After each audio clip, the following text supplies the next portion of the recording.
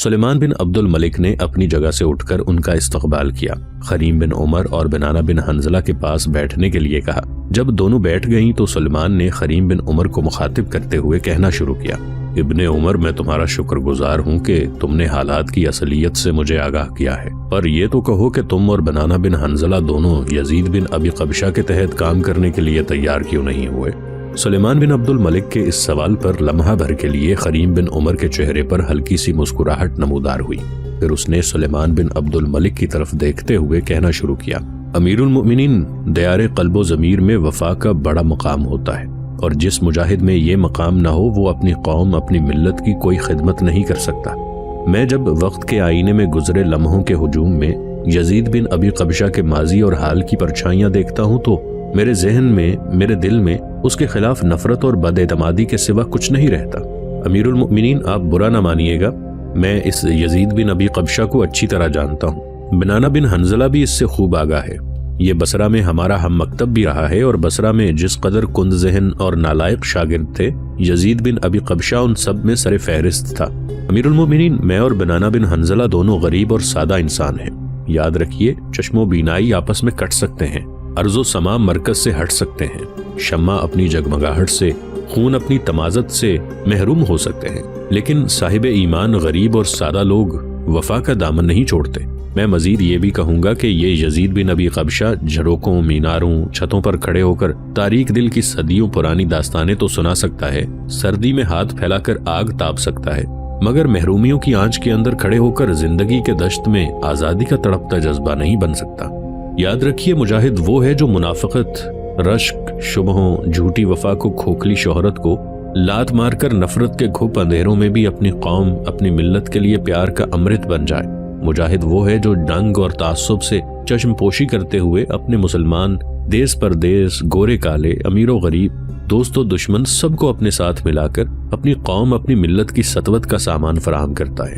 ایسے ہی جس طرح مٹیالے رنگ کے دریا صحرا کی ریتلی زمینوں میں بغیر کسی جانبداری کے زرخیزی بانٹتے چلے جاتے ہیں، امیر المؤمنین یزید بن ابی قبشہ جیسے لوگ حکمرانوں کے قدموں میں خوشبوئیں تو لٹا سکتے ہیں، جوانی اور مسرت کے نغمے الاپ سکتے ہیں، فصل کاٹنے، شراب کشید کرنے کے دنوں کے گیت تو گا سکتے ہیں، پر ضرورت کے وقت مسلم قوم کے لیے روشنی کا حالہ نہیں بن سکتے، ملت کے حوالوں کا چہرہ ثابت نہیں ہو سکتے۔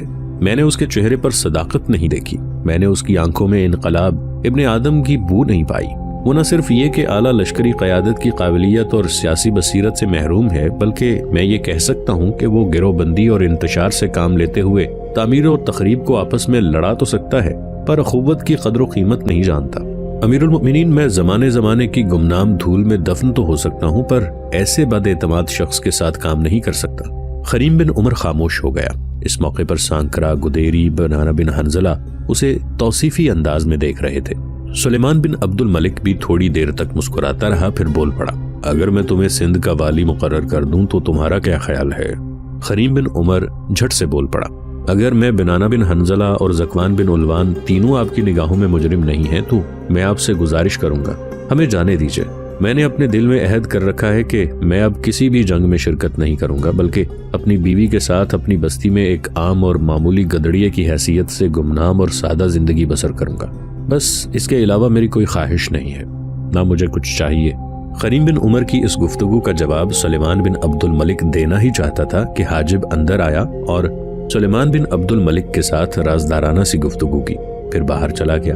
تھوڑی ہی دیر بعد دو مسلح جوان اندر آئے اور انہوں نے چمڑے کی ایک خرجین سے قتیبہ بن مسلم کا کٹا ہوا سر نکال کر سلیمان بن عبد الملک کے سامنے رکھ دیا۔ قتیبہ بن مسلم کا کٹا ہوا سر دیکھ کر خریم بن عمر کی حالت بے مروت برف کے طوفانوں میں، شام ہجراں اور سیاہ گوش شب میں لاچار بے نوائی جیسی افسردہ ہو کے رہ گئی۔ تھوڑی دیر کے لیے اس نے اپنی آنکھیں بند کر لیں اور یوں دہائی دینے لگا تھا جیسے ریگزاروں کے سرابوں میں کوئی مسافر بے وطن یا لاشا بے وطن پڑا رہ گیا ہو۔ پھر سلیمان بن عبد الملک کی آواز پر خریم بن عمر چونک پڑا، جانتے ہو یہ کٹا ہوا سر کس کا ہے؟ خریم بن عمر کسی قدر سنبھلا۔ دوسری طرف بنانہ بن حنظلہ، سانکرا اور گدیری کی حالت بھی اس سے مختلف نہ تھی۔ بڑے اداس لہجے میں خریم بن عمر نے سلیمان بن عبد الملک کو مخاطب کیا۔ میں جانتا ہوں یہ کٹا ہوا سر قتیبہ بن مسلم کا ہے، میری اس سے پہلے ملاقات ہو چکی ہے۔ دراصل قتیبہ بن مسلم کے قتل میں محمد بن قاسم کے دوست جہم بن زہر کا ہاتھ تھا۔ جہم بن زہر کو چند عراقی دستوں کے ساتھ حجاج بن یوسف نے عراق سے خراسان کی طرف قتیبہ بن مسلم کے تحت کام کرنے کے لیے تبدیل کر دیا تھا۔ جہم بن زہر کی بدقسمتی کے خراسان پہنچ کر وہ محمد بن قاسم کی طرح قتیبہ بن مسلم کو اپنا گرویدہ نہ بنا سکا۔ جب خلیفہ سلیمان بن عبد الملک نے قتیبہ بن مسلم کے خلاف انتقامی کارروائی کی تو جہم بن زہر قتیبہ بن مسلم کے خلاف لڑا۔ یوں قتیبہ بن مسلم موت کے گھاٹ اتار دیا گیا۔ لیکن تقدیر کے فیصلے بھی بڑے عجیب و غریب ہوتے ہیں۔ جب یزید بن عبد الملک خلیفہ ہوا تو اس نے یزید بن محلب اور اس کے ساتھیوں کے خلاف انتقامی کارروائیاں شروع کی۔ جہم بن زہر نے بھی قتیبہ بن مسلم کے خلاف یزید بن محلب کا ساتھ دیا تھا، لہذا اسے بھی گرفتار کر لیا گیا اور تکلیفیں دے دے کر مار ڈالا گیا۔ خریم بن عمر بیچارہ عجیب سے جذبے، عجیب سی اداسی اور ویرانی میں قتیبہ بن مسلم کے کٹے ہوئے سر کو دیکھتا رہا۔ اس موقع پر سلیمان بن عبد الملک کے چہرے پر عجیب سی طنزیہ مسکراہٹ تھی۔ کچھ سوچتے ہوئے سلیمان بن عبد الملک نے خریم بن عمر کو مخاطب کیا۔ میں تمہارے خلاف نہ کوئی انتقامی کارروائی رکھتا ہوں، نہ تمہارا مواخذہ کرنا چاہتا ہوں، بلکہ سندھ کے اندر جو تم نے اور بنانہ بن حنظلہ کے کارہائے نمایاں سر انجام دیے، مکران اور کرمان میں جو تم نے اور بنانہ بن حنظلہ نے مل کر اپنی قوم اور ملت کے لیے کامیابیاں حاصل کی، ان سب کے لیے نہ صرف میں تم دونوں کا شکر گزار اور ممنون ہوں، بلکہ میں تمہاری کارگزاریوں پر فخر کرتا ہوں۔ تمہاری شجاعت، تمہاری بہادری کو سلام کرتا ہوں۔ مانگو، کیا مانگتے ہو؟ جو بھی چیز تم نے مانگی اور وہ میری دست قدرت میں ہوئی، میں تمہیں دے دوں گا، انکار نہیں کروں گا۔ خریم بن عمر کچھ سوچتا رہا۔ اس نے بڑے غور سے سلیمان بن عبد الملک کی طرف دیکھتے ہوئے کہنا شروع کیا، میں آپ سے کچھ نہیں مانگتا، میں آپ سے صرف یہ گزارش کرتا ہوں کہ قتیبہ بن مسلم کے سر کو عزت اور احترام کے ساتھ دفن کیا جائے، بس یہی میری آخری خواہش ہے، یہی میری آپ سے مانگ اور مطالبہ ہے۔ سلیمان بن عبد الملک نے خریم بن عمر کی اس خواہش کا احترام کیا اور قتیبہ بن مسلم کے کٹے ہوئے سر کو عزت و احترام کے ساتھ دفن کر دیا گیا۔ مورخین اس بات کو تسلیم کرتے ہیں کہ خریم بن عمر کے کہنے پر سلیمان بن عبد الملک نے عزت و احترام کے ساتھ قتیبہ بن مسلم کے کٹے ہوئے سر کی تدفین کا کام سر انجام دیا تھا۔ اچانک کچھ سوچتے ہوئے خریم بن عمر اپنی جگہ سے اٹھ کھڑا ہوا اور سلیمان بن عبد الملک کو مخاطب کر کے کہنے لگا، اگر آپ مجھ سے ناراض نہیں ہیں تو پھر مجھے اجازت دیں، میں جاتا ہوں۔ سلیمان بن عبد الملک اٹھ کھڑا ہوا۔ باری باری اس نے خریم بن عمر، بنانہ بن حنظلہ اور ذکوان بن علوان سے مصافحہ کیا، پھر ان تینوں کو اس نے جانے کی اجازت دے دی۔ تینوں باہر نکلے۔ خریم بن عمر اور بنانہ بن حنظلہ سے ملنے کے بعد ذکوان بن علوان نے دمشق میں ہی رہنے کا ارادہ کر لیا تھا۔ خریم بن عمر اور بنانہ بن حنظلہ نے سانکرا اور گدیری دونوں کو اونٹوں پر سوار کرایا، اونٹوں کو اٹھایا، پھر اپنے گھوڑوں پر سوار ہوئے۔ دمشق سے وہ کوفہ کی طرف کوچ کر گئے تھے۔ کوفہ کے نواح میں ایک چوراہے پر خریم بن عمر نے اپنے گھوڑے کو روک دیا۔ بنانہ بن حنظلہ بھی اپنے گھوڑے کی باگیں کھینچتے ہوئے اسے روک چکا تھا۔ پھر خریم بن عمر نے اداسی اور افسردگی میں بنانہ بن حنظلہ کی طرف دیکھتے ہوئے کہنا شروع کیا، بنانہ میرے بھائی، یہاں سے میری اور تمہاری راہیں جدا ہوتی ہیں۔ اس چوراہے سے تم اپنی بستی کی طرف چلے جاؤ، میں اپنی بستی کی طرف جاتا ہوں۔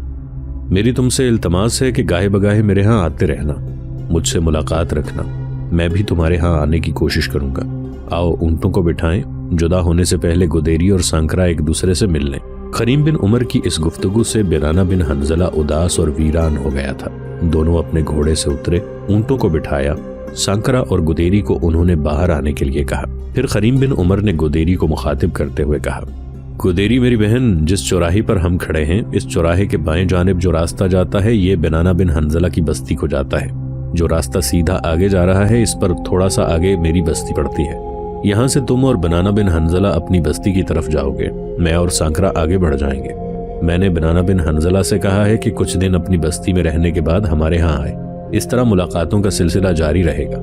میں اور سانکرا بھی کوشش کرتے رہیں گے، تم دونوں سے ملتے رہیں گے۔ اب دونوں ایک دوسرے سے گلے ملو تاکہ ہم اپنی اپنی منزل کی طرف روانہ ہوں۔ خریم بن عمر کی اس گفتگو سے سانکرا اور گدیری بھی کچھ پریشان ہو گئی تھیں۔ دونوں گلے ملیں۔ پھر گدیری کا منہ چومتے ہوئے سانکرا نے کہا کہ گدیری فکر مند نہ ہو، میں تمہارے پاس آیا کروں گی اور تم سے ملا کروں گی۔ بنانہ بھائی اور تمہیں اپنی بستی میں لے جایا کروں گی۔ سانکرا کی اس گفتگو سے گدیری خوش ہو گئی۔ پھر خریم بن عمر کے کہنے پر دونوں اپنے اپنے اونٹوں پر سوار ہوئیں۔ خریم بن عمر اور بنانا بن حنظلہ نے اونٹوں کو اٹھا دیا۔ اس کے بعد بنانا بن حنظلہ گدیری کو لے کر اس راستے پر مڑ گیا تھا جو اس چوراہے سے بائیں طرف جاتا تھا، جبکہ خریم بن عمر اور سانکرا دونوں اس چوراہے سے سیدھا آگے اپنی بستی کی طرف جا رہے تھے۔